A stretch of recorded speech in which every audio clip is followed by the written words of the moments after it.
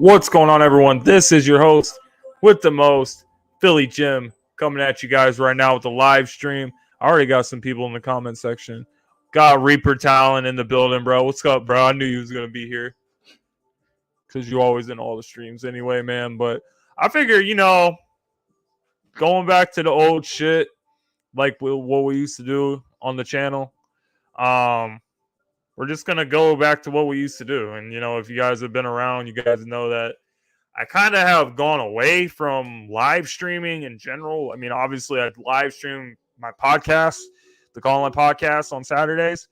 But, other than that, I mean, I pretty much don't really do this type of shit anymore. So, just going to be a chill kickback for tonight. And we got Will Vogel. What's up, Will? But yeah, man, we're just going to be fucking chilling today. So, I guess I'm going to start off the stream by, I'm actually going to rank some of the offseason moves that we've done so far. And once we, sorry guys, I was lighting up my cigar, but ranking the moves, the notable moves that we've done this offseason. So, I'm going to do like a top 5 or a top 10 or something, or I'm not exactly sure how long it's going to be. But number 1 is obviously AJ Brown. We got to talk about AJ Brown. We got to talk about what does this move mean for the team? Am I going to do a schedule prediction? I guess we could do that. Let me pull up a copy of the schedule.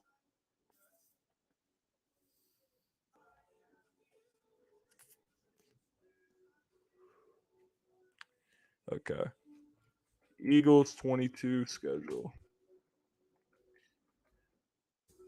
But I'm also going to rank the top move. My voice just fucking cracked. The top moves of the offseason, guys.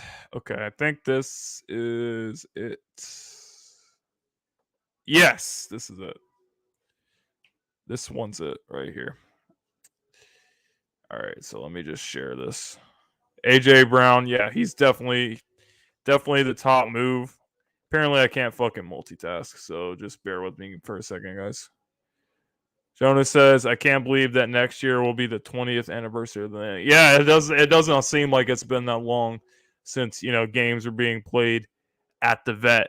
But I guess we'll get back into it after we do this little schedule prediction. We'll knock this out real quick. So I'm not sure how well you guys can see. Oops, wrong thing. I'm not sure how to... Okay, here we go. That's a little better. So, week 1, we're going to the Detroit Lions. They're a rebuilding team. I think they're going to be better than they were last year. Last year, they were one of the absolute worst teams in the NFL. But I still don't think they have enough to beat us. So, I feel like the Eagles will go down to Detroit, handle business week 1, start week 1 with a win. Week 2 against Minnesota. Minnesota is going to be a little bit more of a challenge. They got Justin Jefferson. They got Adam Thielen. They got Dalvin Cook. They've got offensive weapons. They've got a pretty good offensive line, I think. An improved offensive line around Kirk Cousins. So it's going to be a little bit more of a challenge. But in that atmosphere, in that environment, first home game of the season with this new look team, new look defense, all the pieces we've added on the defensive side of the ball, adding AJ Brown, Devontae Smith as a wide receiver duo. It's going to be absolutely insane. Then you got Goddard, you got Quez Watkins, you got Sanders, who I just did a video on. Is Miles Sanders going to prove himself this year? He's got to. He absolutely has to, or it's going to be a huge problem. He's definitely not going to get paid. Then you got Washington going up against Wentz, but I have us beating Minnesota as well. So I have us starting 2-0. Then we got Washington, Carson Wentz playing us for the first time since he got traded. I feel like we'll handle business on the road as well. I don't feel like Washington has enough to compete with us. I feel like in this division, we should borderline sweep the division. The only game we should possibly lose is a split with Dallas. If we beat Dallas and Dallas beats us, that's the only acceptable option. We cannot lose to Washington this year, and we cannot lose to the Giants this year. Doug Peterson coming in, Jags, a lot better. I think Trevor Lawrence is going to be a lot better, and Doug is he's probably going to be amped up for this game because whether we like it or not, as good as Nick Sirianni did last year, I just don't feel like Doug was treated the right way. I kind of feel like he was used more as a scapegoat for a lot of issues that was on the team. So I think it's going to be an interesting game, but I think we'll figure out a way how to win that game. Next up is against the Cardinals. This is a game I could see us potentially losing. I think we honestly could probably win this game as well. But, I just feel like we're going to have one of those rough games. It's a West Coast trip. I think we walk away with the L and we bounce back against Dallas. So we're starting the season 5-1 going into the bye. Then you got the Steelers. Steelers is going to be tough too, even though, their quarterback situation is kind of up in the air. You can't count against Mike Tomlin. He's a great coach. Even though Pittsburgh has had issues, they continue to keep winning games. Mike Tomlin's never had a losing record for a reason. And then you got the Houston Texans. I think we handle business against Houston. Then Washington, we handle business. Colts, I could see us losing this game, and I could also see us losing to Green Bay back-to-back L's. Then Titans, I think A.J. Brown amped up against his former team. I think we win that game. I think we beat the Giants and the Bears. Cowboys game, that's kind of iffy, but I'm calling for a sweep this year. I think the Eagles are going to sweep the Cowboys and sweep the NFC East. And then, one of these games will probably have something locked up, 1 or 2 seed locked up, and we'll be sitting up there. I think we could easily win 12 games this year, man. I feel like 11 games is totally reasonable. Totally reasonable for this team. I feel like there's no good reason that we shouldn't win this division. Yeah, absolutely. I feel like Jalen Hurts takes the next step. A lot of these other guys stepping up around him. You got A.J. Brown coming in for the first time as a Philadelphia Eagles player. Guys, this is it right here. This is it. The NFC East is there for the taking. Seems going to be fun to watch this year. As long as everyone stays healthy, I think there's no good reason that we can't really make some serious noise. Texans have never beaten us. Yeah. Texans have never beaten us. And I don't think that changes this year. Also, that's a homecoming for Jalen Hurts because Jalen Hurts is from Houston. He's going to be playing in front of all his friends and family. Definitely going to be a big Jalen Hurts game against the Texans. So that's pretty much what I have, guys. I have us at least 11 wins this year. At least 11 wins. But I don't feel like anyone on this schedule, other than maybe the Green Bay Packers, maybe the Cowboys, I think all these teams are pretty damn beatable. I really, truly do. So, I don't know, man. It's going to be interesting to see, though. Next up, ranking the top 10 moves of the offseason. We've got a comment here. Hey, Philly Jim, what's my stats predictions for Jalen Hurts? I'm not really a huge stats guy. I think he'll be better. I think he'll be better than he was last year, though. I don't see him, throwing 16 touchdowns. I could see him throwing somewhere between 23 to 27 passing touchdowns. He's also going to be more effective. I mean, he's also going to be effective as running the ball as well. But I don't think it's going to be to the level as it was last year. I feel like we had to rely on his legs a little more last year because of the lack of weapons that we had. I mean, obviously with Jalen Reagor playing, there wasn't a whole lot we could do.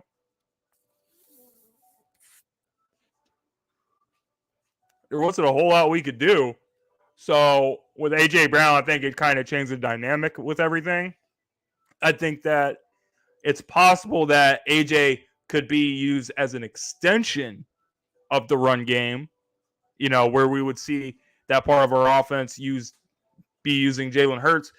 Instead, I think that what you're going to probably see is more, throwing screen passes, getting the ball to A.J. Brown and Devontae Smith in space instead of relying on Jalen Hurts, to run for, 800, 900, maybe 1,000 yards this season. I saw there was one NFL analyst that said that Jalen was going to throw for 4,000 yards and rush for 1,000 yards. If he does that, shit, he'll probably be in the MVP talks, because that's like some Lamar Jackson stuff right there. Should we trade Andre Dillard? I don't think they're going to, unless it's for a pretty good return. Because you got to keep in mind, what we've seen with the Eagles, they've had their share of injuries the last couple of years.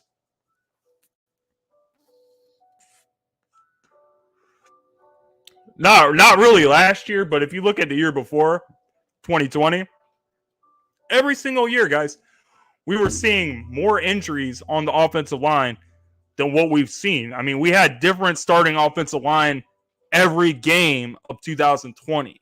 So I feel like Howie Roseman, everyone involved with the Eagles, very highly values the offensive line and having offensive line depth. Obviously they took a damn center this season where a lot of people didn't expect them to. A lot of people like myself figured Landon Dickerson, when Kelsey retires, is going to slide to that spot. He's one of the best centers in college football with Alabama, but they decided to say, hey, you know what? Kelsey loves this guy, Cam Jurgens. So Cam Jurgens is a future center. So they value offensive line depth. We've had injuries in the past. Some of our guys are not Jordan Mailata, but Lane Johnson's in his 30s. Kelsey's in his 30s. We got some. We're getting younger, but we're still not like all the way there in terms of youth. I wouldn't be surprised to see within the next 2 or 3 years, the Eagles will probably draft another tackle to groom with Lane Johnson. Kind of like maybe they'll ask Lane to be more involved the same way they asked Kelsey. Hey, which one of these guys compares to you, Lane? I think that's something that we could potentially see there. But yeah, I think it's cool that they're involving Kelsey. Grizz says he thinks 24 touchdowns, 13 interceptions, and 3,200 yards passing. Okay, that's not bad. And if he has I don't know, 600 yards or 700 yards or something like that, it's gonna be interesting to see, how much points can Jalen Hurts put on the board, because I feel like he could really do well. Lindy, what's up, Lindy? Yeah, what's up, bro? Make sure you guys tune into LinkedIn episode 2. It's gonna be this Friday. We had to take a week off because of some personal reasons, but we're gonna be back on this week, so it's gonna be awesome. Make sure you guys tune in. I can see Cam starting at guard or Driscoll. Yeah, absolutely. Yeah. Because, that's the thing with the Eagles. These guys, they get cross-trained at all these different positions. That's why you see guys playing multiple different positions. Unfortunately, Dillard has not been able to be cross-trained. He can really only play left tackle. That's why, when we had Lane out, I think Lane missed a game or two last season, and they played Dillard at left tackle, I believe, and they played Jordan Mailata at right tackle. And Jordan, he kind of struggled at the right tackle position. But they were willing to take that chance because they knew that there was no chance. There was no chance that Dillard was going to be able to play right tackle. So they took that chance. What's up, Curtis? He says, what's up, Jim? How you doing today? I'm doing good, man. Thanks for asking. If Jalen is average statistically, but the type of quarterback that wins games, then I'll take it. Being a winner, stats. Yeah, I mean, stats can be very, very misleading, and stats do not always tell the whole story.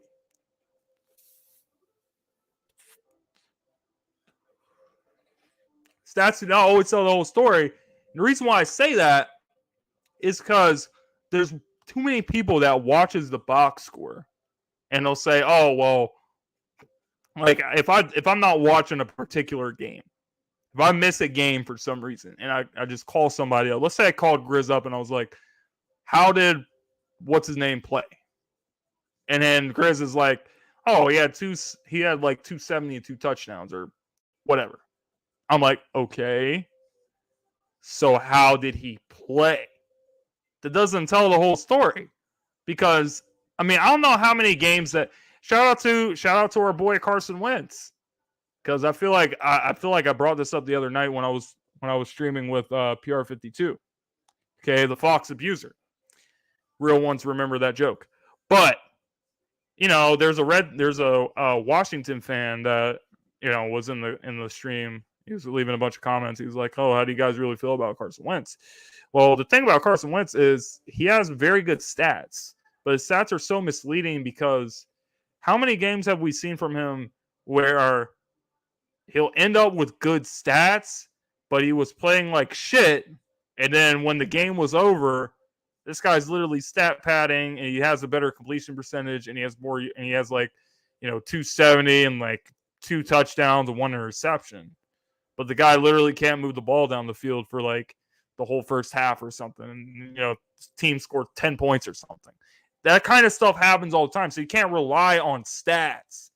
You cannot rely on stats because they're not always telling you what you need to know. Washington has fans. A fan. He might be the only one. I don't know.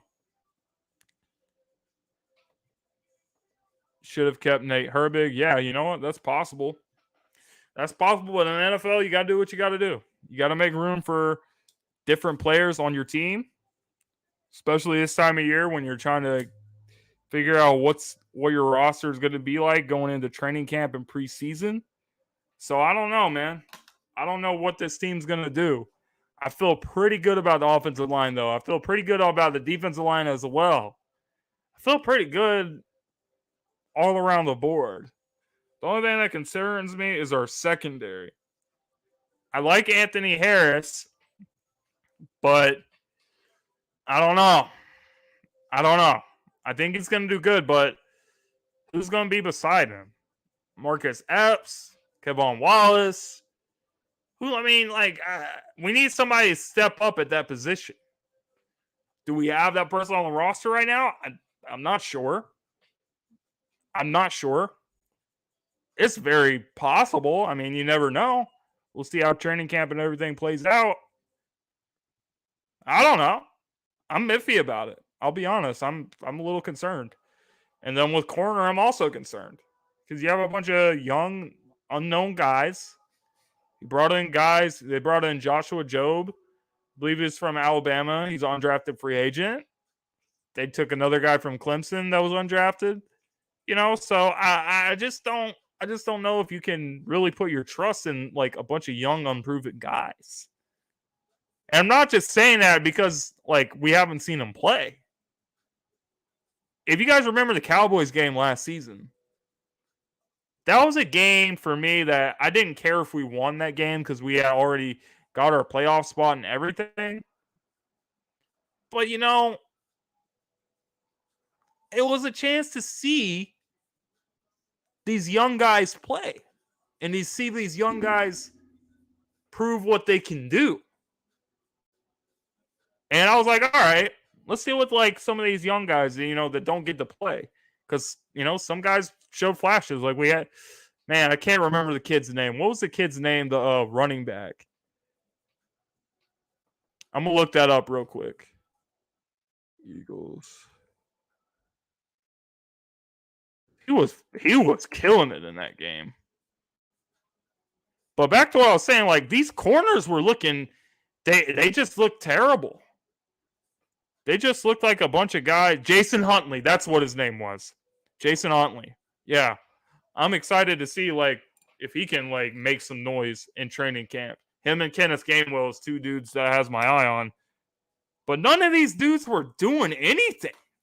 Like they didn't even show a glimpse of, yeah, if we work with this guy and develop this guy, maybe he can be halfway decent. Maybe he can not be a bum. We got bums. They did treat it like a Super Bowl, guys. It was their Super Bowl. Sweeping the Eagles is more important than winning a playoff game for them. How many games will the Commanders win? Well, they have the same schedule as us, but I do not think they're going to beat us, and I do not think they're going to beat Dallas. They'll probably sweep the Giants, but is that really saying much? Not really. Kennedy Brooks is a player to look out for. Kennedy Brooks. All right.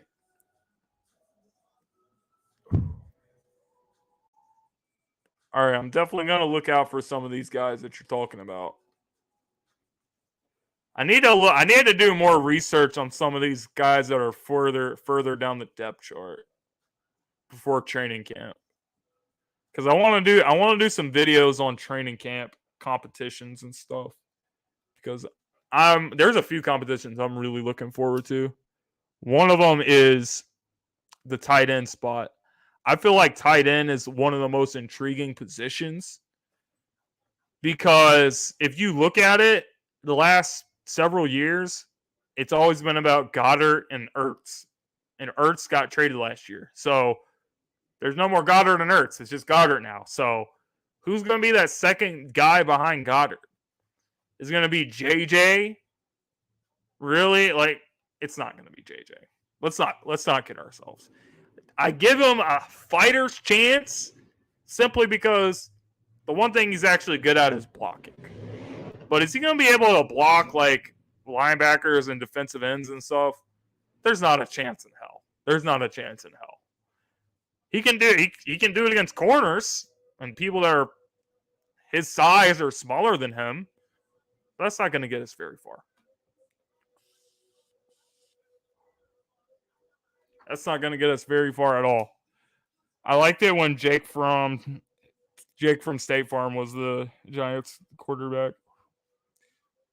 I don't know, man. He might be as good as Daniel Jones if they actually let him fucking play.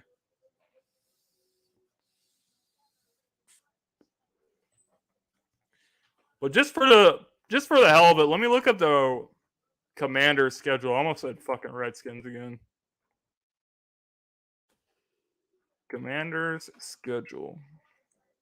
They're gonna. I already know first game. The Commander's gonna have some cringy Commander Carson like bobbleheads or something. Seriously, fucking Washington, you don't have like a graphic of your schedule? Okay, I guess we'll look it up right here. Commanders. So such a cringy fucking name, bro. Okay, guys, so let's look at it. That's preseason. First game, they played the Jaguars, Lions, Eagles, Cowboys, Titans, Bears, Packers, Colts. Pretty much the same exact schedule as us. The only difference with their schedule is they are playing the 49ers. Do we play? We don't play the 49ers. So we play the Cardinals. They play the 49ers instead. And what's the other game? Oh, and they play the Browns. And then when they play the Browns, it's literally January. So even if Deshaun Watson gets suspended, he should be able to play. That's a loss. Cowboys, they're going to lose the Cowboys twice. Going to lose us twice. That's 4 losses. We'll lose to Cleveland and San Francisco. That's 6. Colts and Packers. Yeah. I think they'll lose both those games. That has them at 9-8. Probably lose to the Titans. Oh, they'll lose. Hold on. Yeah, they'll lose to the Titans. I think the best case scenario for them, they win 8 games. I cringe every time I hear the Commander's bum ass name. Yeah, absolutely. Such a dumbass name. They need to get that stadium. Yeah, I mean, literally, you had Jalen Hurts writing a fucking letter saying, "You guys need to fix your." He said it in the most politically correct, respectful way, which he should, but it was still hilarious. It was still hilarious that Jalen Hurts was like 22 years old and he has more responsibility. He has more, you know, he's more of an adult than Dan Snyder, who's literally a billionaire owner of an NFL franchise. It's good on it makes Jalen look good, but man, he should not have to do that shit to get people to fix their fucking. They fixed their stadium with fucking zip ties. Zip ties.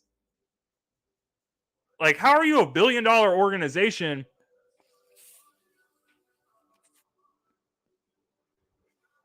and you can't even fucking fix your stadium because you're just fucking lazy?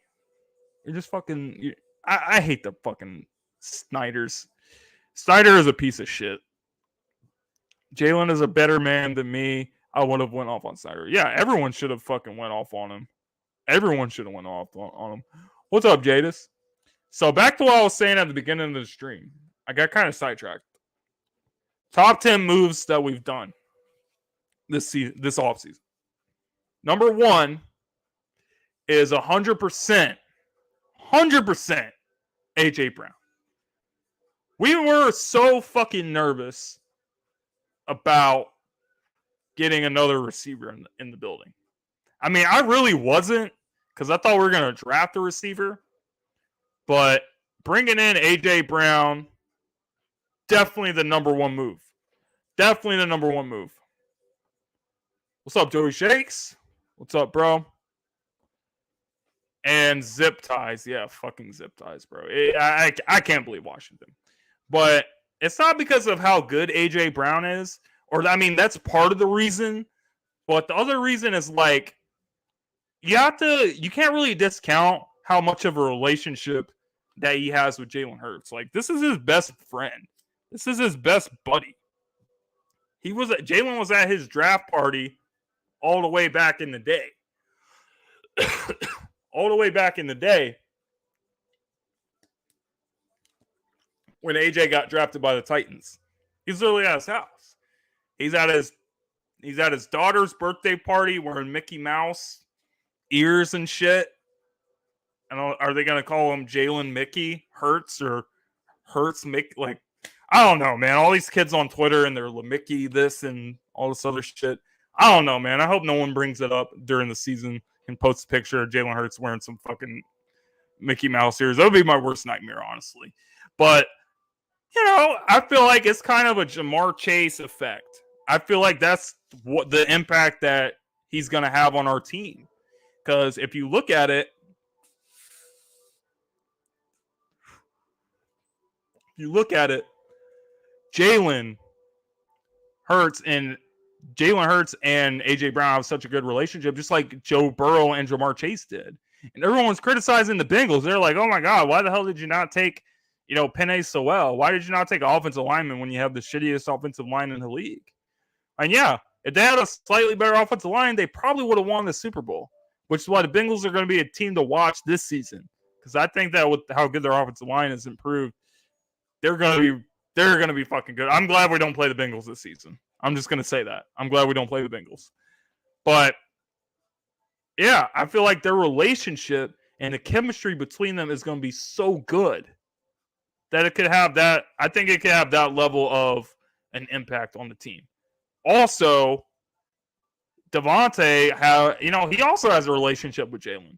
They're probably not as close as him and AJ, but they're still probably pretty close. They've worked out with each other a lot. They used to like skip parties and shit. Or Devontae used to skip parties so he could, go work out with Jalen and go work out with his other teammates. So I don't fucking know. I don't fucking know how it's going to play out, but I think it's going to be pretty good. Can the NFL see? I fucking wish it would. Especially after seeing how the Sixers lost in the... Yeah, man, it just disgusts me so much, even though I'm still wearing the hat. Man, I want that. I'm very excited for the Eagles, though. I'm very excited for the Eagles, all the moves we made. Okay. What's up, AK? Eagles podcast. What's up, bro? Yeah, it can't arrive soon enough. And we have a way better O-line than the Bengals. Joe Burrow may die soon. I don't think he's gonna die this year. I think they made some pretty significant improvements there.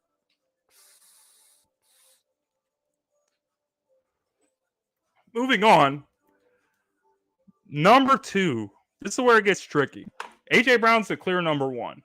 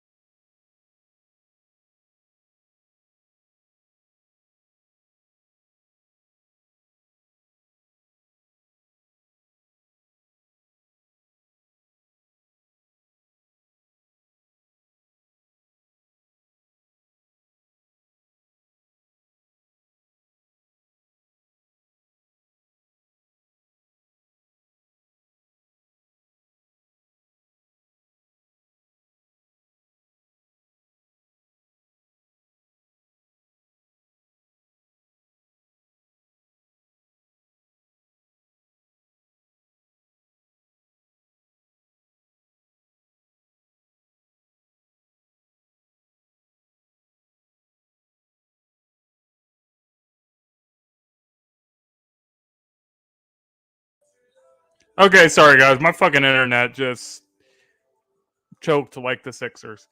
But as I was saying, the second best move is probably damn.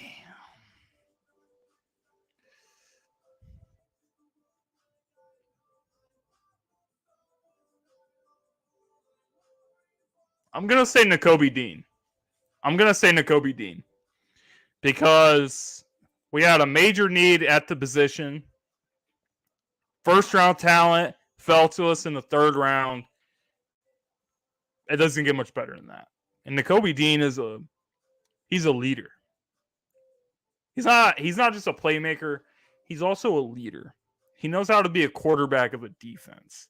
He has high IQ and he has high intelligence. So this guy was on the Georgia defense, basically quarterbacking that defense, making all the calls on that defense that was so good. That's why they had, I believe Georgia set the record this season with how many first rounders. Not exactly sure. I want to say it was 13 or 14. And I believe 5 of those went in the first round. And they were all defensive players. And 8 out of the 13 were defensive players.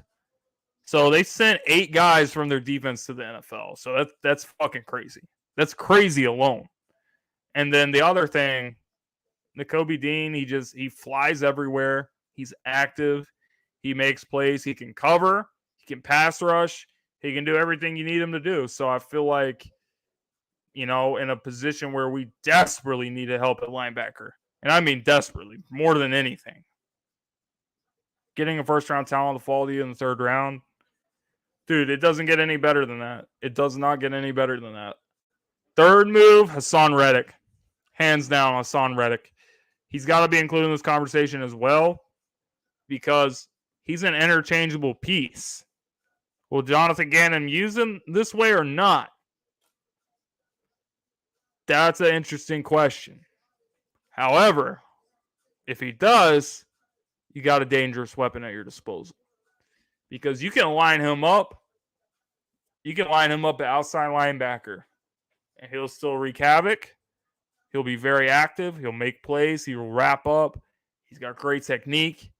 But he's also a phenomenal pass rusher. You can line him up and tell him to put his hand in the dirt and go get the quarterback. He'll do it. He got 11 or 10 or 11 sacks last year. He had like 12 sacks the year before. He's getting sacks. He's being productive. He's getting sacks. And however you move him around the field, it's going to cause more problems for the defense because people are going to have to account for where he's at all times And then you still got a bunch of weapons on the defensive line. You signed Fletcher Cox back. He's only 31 years old. He still has stuff in the tank. And, this is probably the end for him in Philadelphia. This is probably his last season with us. And he's probably going to go elsewhere after this season. And Jordan Davis is going to take over for him. But until then, Fletcher's going to give it everything he got. So that's still a guy you got to account for. Double teams are going to come his way. Javon Hargrave, he had his best season last year to date with the Eagles. You also got Josh Sweat, who's getting better every season. I actually have a video coming out about this. Probably going to upload it after the stream. Josh Sweat is going to be a breakout player for the Eagles this year. It's just simple math. If you look at his progression from when he first came to the league to now, this is the year that we're supposed to see, okay, Josh Sweat, you're taking these small steps forward, but you're taking steps forward every single year. So this is the big year of Josh Sweat. You've seen him his first couple years, 4 sacks. He was not getting any playing. Excuse me. He was not getting any playing time. He was not getting any snaps. Or he was getting snaps, but he wasn't getting that much. And he was still outproducing Derek Barnett, who's a starter. Next season, 6 sacks. Last season, 7.5. So he went from 4 to 6, 7.5 with the sack numbers. Now's the time we got to see him get into that 9, 10, 11, 12. That's what we need to see from Josh Sweat. We need double-digit sacks this season from him. If we get double digits from him and Hassan Reddick, it's going to make Fletcher Cox job so much easier, Hargrave job so much easier. And then Jordan Davis, he's just going to be a rotational guy this year. He's not going to start. If someone was to get injured, then, having a first rounder step in, it's probably not going to be too bad. But this guy's a stout run defender. And I feel like he's going to play a major role in why our run defense is going to be so much more improved this year. Even if he's not playing starters snaps, he's still going to be playing enough to where he's going to be able to make impact. If you look at the Eagles' run defense last season, it was not that good. Teams were able to run on us. And it's been probably a few years since we've been able to say, yeah, we're giving up 100 yards on the ground. We never used to give up 100 yards on the ground. We used to always, shut down everyone's running game. We get torched with passing yards, but you ain't running on us. So I feel like we got to bring that back. We got to bring that nastiness back to the defense. Cowboys fans only say this because they're scared. They're scared. They are. They know that they really haven't had competition in the NFC East, especially last year. It's kind of like for some reason, no one can repeat in this division. I don't know why, but they can't. And the Cowboys got worse and the Eagles got better. That's a fact. You lost Amari Cooper. You lost Randy Gregory.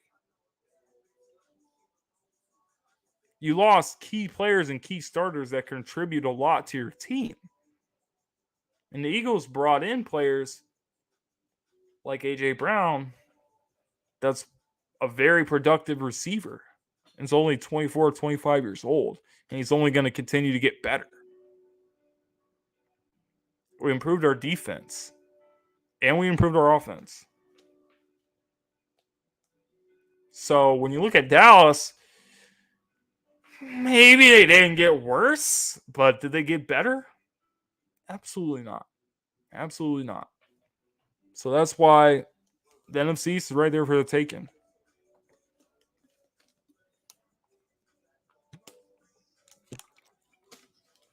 Josh Sweat is just as good as Chase Young, and we'll be able to showcase it with more playing time. Changed my mind.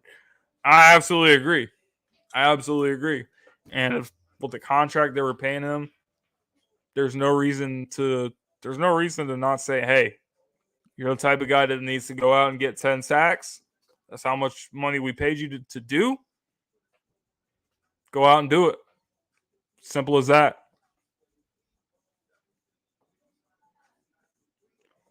So what were we at? AJ Brown, Nakobe Dean, Hassan Reddick.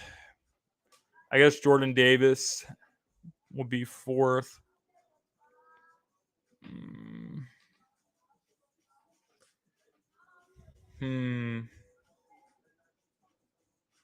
Kaiser White. I'll throw Kaiser White in there too. Just because, he had 138 tackles last year. Or 140 or something like that. He's a good player. He's a young player. That has upside too. So I'm looking forward to seeing what he's able to do. Because if he's able to do something and Nakobe's able to do something and we've still got TJ Edwards, I like where we're going with this. Young linebacker group. It looks like they can do some real damage for us, which we haven't been able to say in a while. So I feel like our front seven is looking really good. It's just the backside. Slay's going to do his thing. Are the other guys going to do their thing? And I don't know. You know what? And here's another thing I'm going to say about that. As far as the secondary is concerned. We don't need a guy to come in here and be a shutdown corner. I'm not asking you to be a shutdown corner. I'm not asking you to shut down Tyreek Hill. I'm not asking you to shut down anybody. What I'm asking you to do is just don't get fucking torched. Just don't get torched. Just don't give up 180 yards a game. Don't be Bradley Fletcher. Don't be Leotis McKelvin. Don't be Byron Maxwell. Don't be Nnamdi Asomugha. Don't be Nolan Carroll. Don't be Kerry Williams. Don't be a bum. That's what I'm asking you to do. Just do your job. Don't get cooked. Just don't get cooked. All we need you to do is not get cooked. The only spot is CB2. Epps is going to be legit. I hope he does. I'm going to see if he, gets more playing time this year. If he does, then hey, we don't got to worry about safety. A corner, I don't know.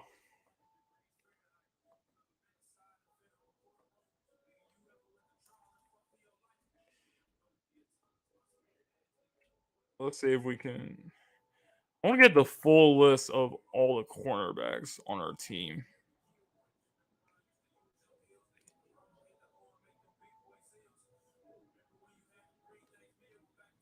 Nah, that's an old article.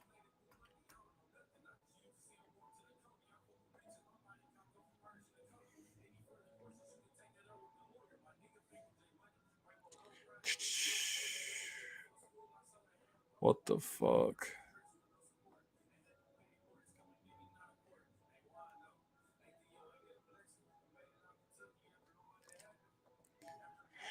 I'm not sure how many freaking.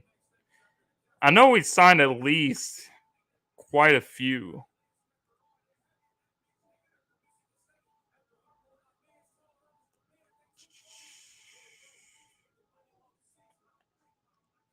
Mario Goodrich from Clemson and Josh Jobe from Alabama. I think, I don't know. We might have signed another free agent corner or undrafted free agent. They're going to target, yeah, it is going to get tested a lot. I completely agree.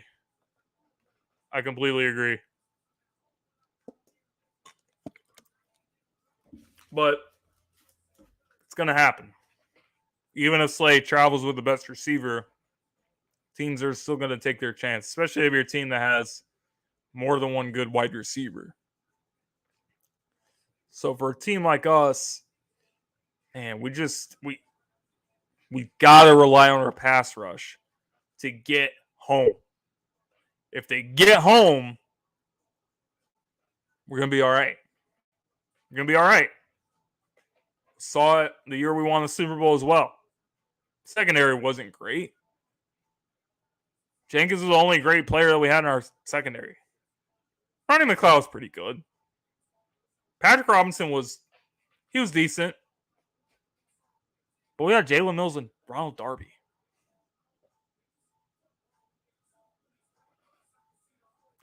Jalen Mills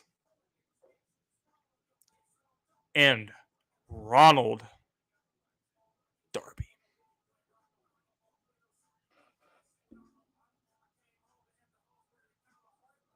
That's all I'm saying. Woo! Kevin King. Yeah, I'm going to pass. Kevin King is the definition of a guy that gets cooked. I'm sorry, but I don't want anything to do with him. I'll take Bradbury. Other than that, I don't know. Could he be better than what we got? That's possible. But I really don't think that's saying much either. I don't know, man. We need to just see how this damn competition plays out. Who's going to be a fucking training camp hero this year? I don't know. But we're having a joint practice with the Dolphins, which means fucking Jalen Reagor is going to play like a Hall of Famer. Jalen Reagor is the king of balling out in the joint practice, like training camp, and then he does nothing. Like, you guys remember when he made that one-handed catch? He made that one-handed catch during practice, and like the Eagles social media posted it, and they were like, "Oh, y'all better watch out this season." And then we were like,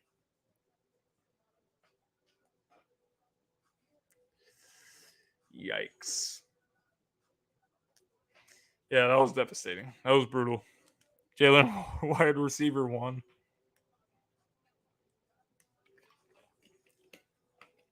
I don't fucking know. I really don't. I don't know, man.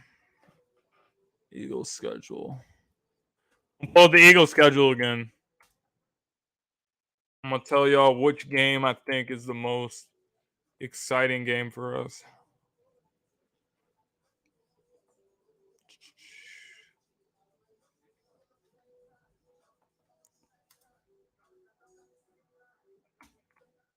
'22, 2022 schedule. Okay.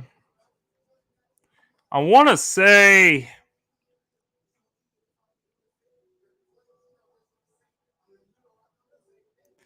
damn, dude, we have so many primetime games this year, too. We have 5 primetime games. The Dallas game is going to be a huge game. It's always a huge game. It's even better that's in primetime. Carson Wentz returned to Philadelphia on Monday Night Football. They're going to boo the shit out of him. It's going to be electric. We also play the Purple Freaks in our home. Damn, I can't choose between those 3. Those are my top 3, though, in no particular order.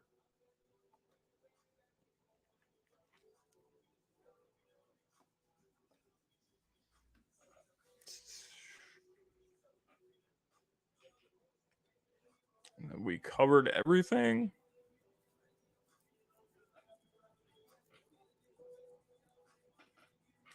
Not sure we've covered everything. But I don't know, man. It's about to be a dead time of the year when it comes to all this other shit. This time of year, like after the draft, the time from the draft up until like training camp, it's always fucking dead. Kevin King should be working at McDonald's. I just think King because I think he's better than what we got. Well, you know what? That might be true. That might be true. I'm not going to say you're wrong about that.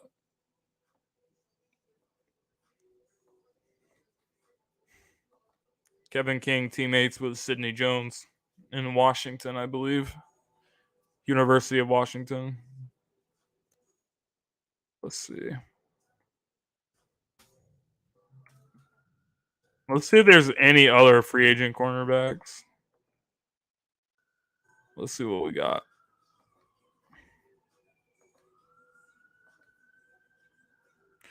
The burgers would get burnt. That's hilarious. They honestly probably would.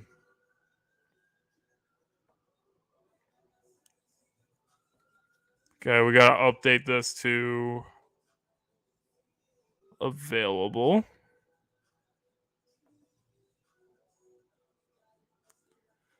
Ew, there's some bums on this fucking list, man.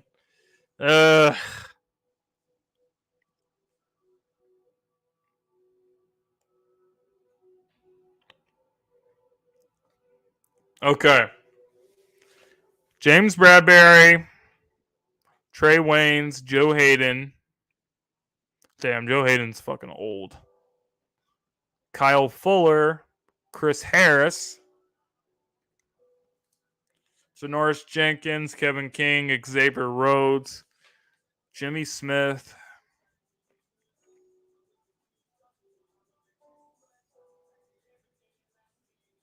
Damn.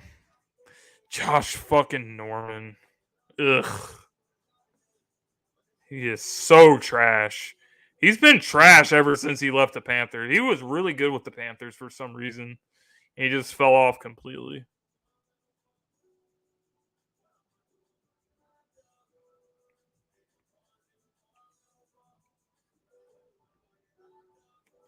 I guess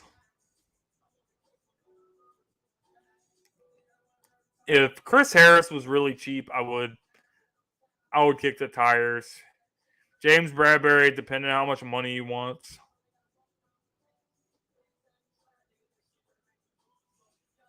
I don't know. AJ Boye.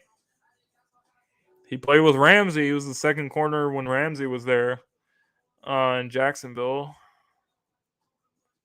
Xavier Rhodes, he knows Jonathan Gannon's defense.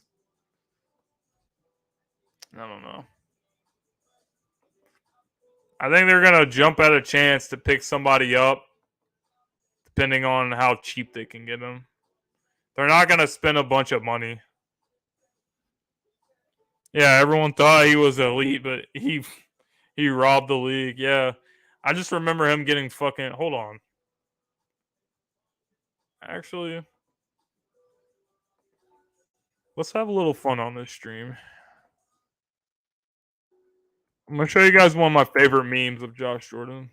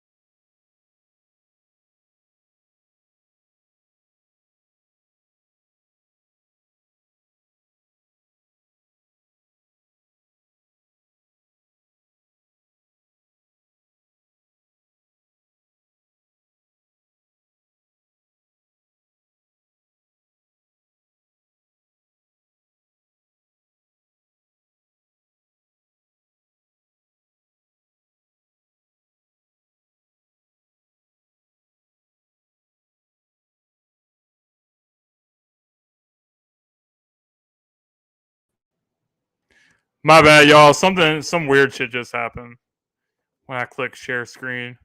But I'm about to show y'all my favorite Josh Norman meme of all time. I love it when people make this type of shit.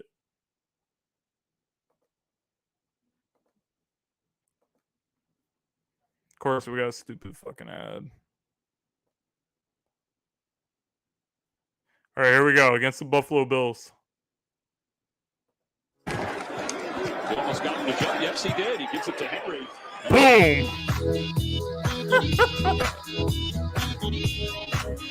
I fucking love this shit.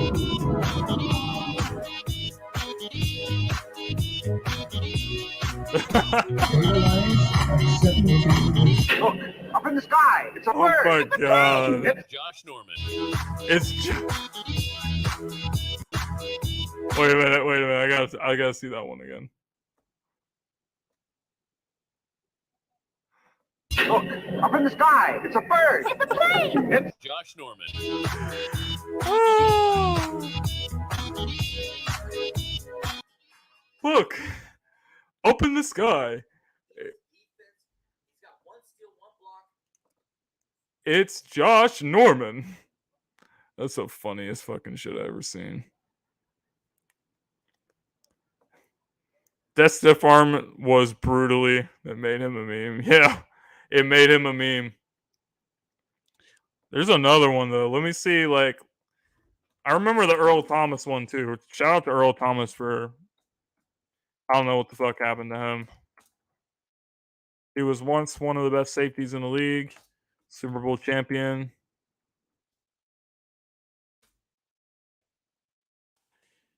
He is completely gone off the fucking deep end. This guy was saying that he wants his kids to get... He wants to get fucking...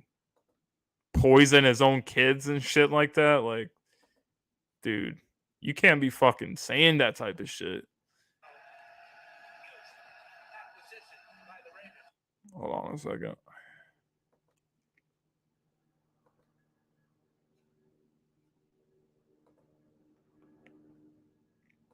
Here we go. This is the Earl Thomas one. He literally turned this guy into a fucking blocker on this play. Look at this shit. One of many. 2nd and 10. We approach 5 minutes to play. First half here in Baltimore. 14-3. The Titans in front. Handoff, Henry. Henry takes it to the outside. Oh, the stiff arm. Oh my god, he fucking made him a blocker on that play. What the fuck was that? Henry, a workhorse for this Tennessee offense. That's a 27-yard. Look at the replay. Now watch the blocking here of Taylor Lewan, 77, and Roger Saffold, and then the vision to get to the outside, and then you don't want any part of that. One time, and another time just in the middle of the back. On He made this guy turn into a fucking blocker. Jesus Christ. Derrick Henry's a bad man.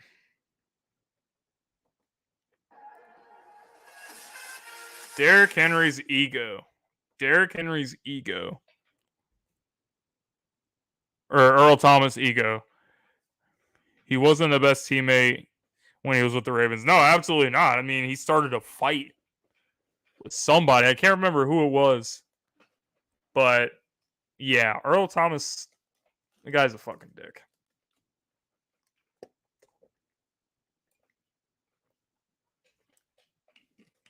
I mean, he was literally flipping off his own teammates with Seattle when he got hurt. Sucks. Damn, guys. So we're going on to an hour with this stream. No wonder that Dallas fans wanted him. How come nobody made a move of Jalen Hurts juking Marcus Davenport? That's my favorite play of last season. Let me look it up. Jalen Hurts. Juke. This shit was fucking nasty, bro. He really looked like Lamar on this play.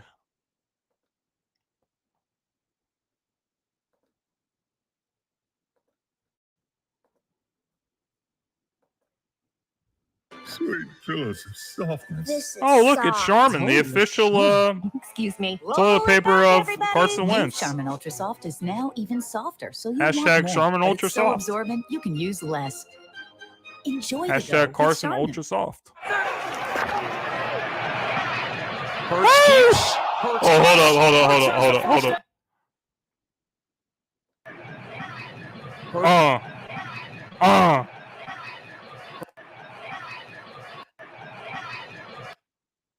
Look at that man, bro. Hold on.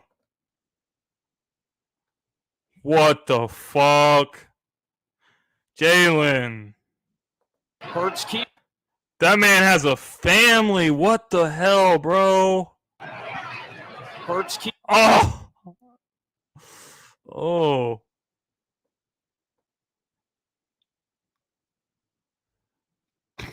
Bro, you know the coaches was making fun of his ass during film.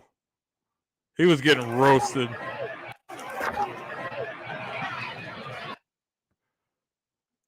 Bruh.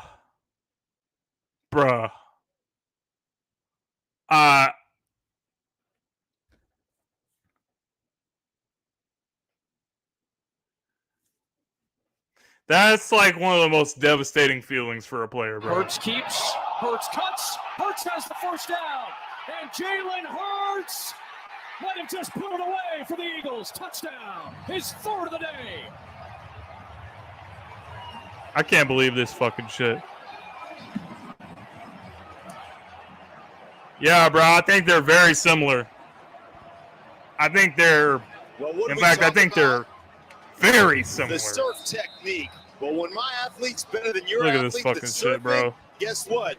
That man has a family. That man has kids. Stick my foot in the ground and roll. Jesus. Jalen Hurts breaking ankle. Man, that shit was nasty. But from a leadership perspective, fucking YouTube. I don't know why it's on autoplay right now, but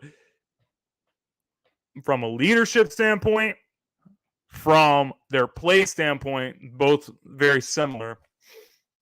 Lamar's definitely more explosive as a runner, but Jalen's like he's always in the fucking weight room. I mean, this guy squats like 9,000 pounds or something. So I feel like he's really hard to bring down because he's physical. He's only like 6'1", 200 and something pounds, but I don't know, man. When he gets running in the open field, it's more like tackling a big running back than, typical quarterback getting outside the pocket. But yeah, both have good athleticism, and both of them were doubted.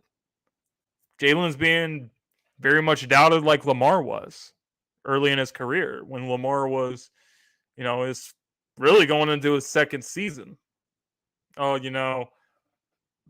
because the thing I want to point out is Lamar had a very similar playoff game to what we've seen with Jalen against the Tampa Bay Buccaneers.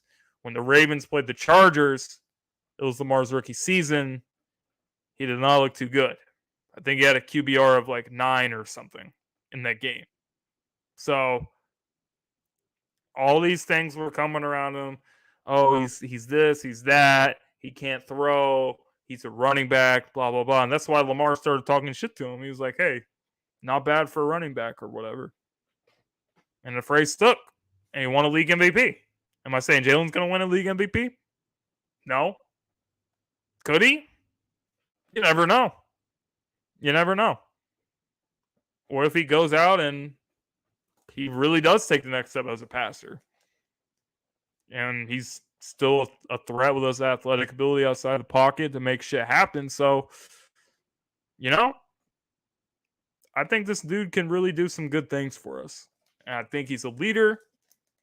I think he's got the mentality of a guy that really wants to win. I think it rubs off on other people around the team. I think the team's going to rally around him. He's going to take a big step this season. There's no doubt. If that happens to me, I'm going to pull Avante, dude. Yeah, bro, he should have just fucking retired after that.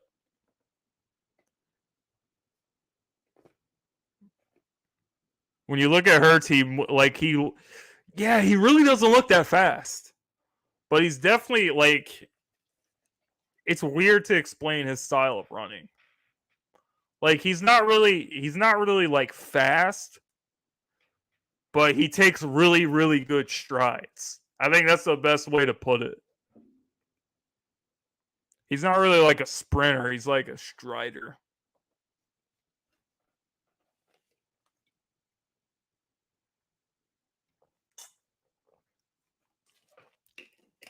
All right, guys. It's been about an hour and 5 minutes we've been on the stream. Let me know what y'all think, because we might bring this stuff back where we do like a stream for like an hour once a week or twice a week or something, kind of like we did back in the day with the channel in the early days. I'm going to do it. If y'all just like hanging out and talking about the Eagles and we have fun. We was laughing at Josh Norman and shit, laughing at Marcus Davenport getting juked. Appreciate y'all, man. Love y'all boys, man. I will see you guys next time. This is your host of the Most Philly Jim. Peace out.